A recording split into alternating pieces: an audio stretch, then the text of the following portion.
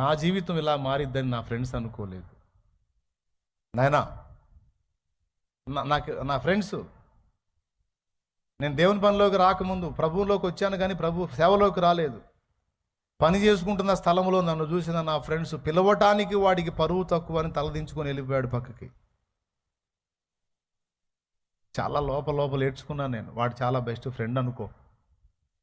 వాడు నా స్థితిని చూసి నేను ఎక్కడ వాడిని అరే అని పిలుస్తానో, ఆ స్థితిలో ఉన్న నేను వాడిని అరే అని పిలిస్తే వాడికి ఎక్కడ పరువు తక్కువ అని నన్ను ఇలా చూసి ఆ స్థితిలో చూసి టప్మని తలదిప్పుకొని వెళ్ళిపోయాడు వాడు.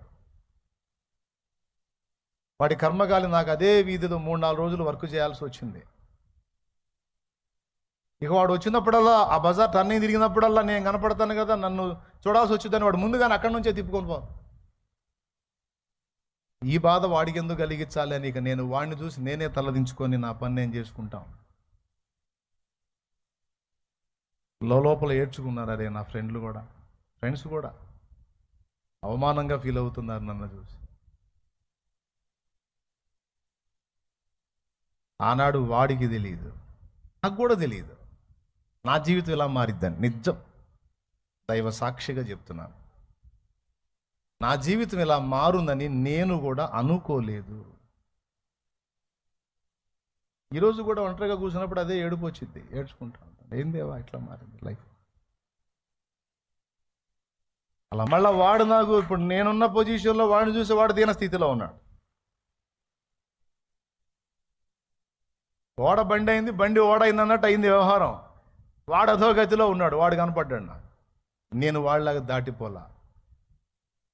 బండి ఆపి పోయి వాడిని పలకరించి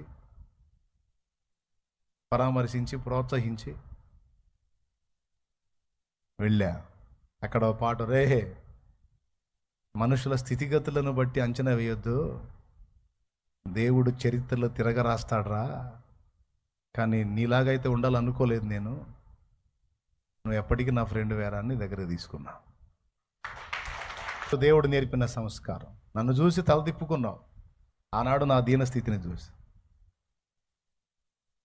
ఈరోజు నువ్వు తల ఎత్తి చూసే స్థితిలో నన్ను దేవుడు ఉంచాడు. పలానా తాలూకా అని చెప్పుకుంటే నీకు ఘనత వచ్చే స్థితిలో నన్ను ఉంచాడు దేవుడు. దాన్ని బట్టి నేను ఎచ్చులు పడను. నేను ఆనాడు ఎలా ఉన్నాను, ఈనాడు అలానే ఉన్నాను. ఆనాడు నా పక్కన కూర్చొని చదివినప్పుడు నేను ఎంత ప్రేమించాను, ఈనాడు కూడా నేను అంతే ప్రేమిస్తాను. నిన్ను చూసి అయితే తిప్పేసుకొని పోనరా నేను.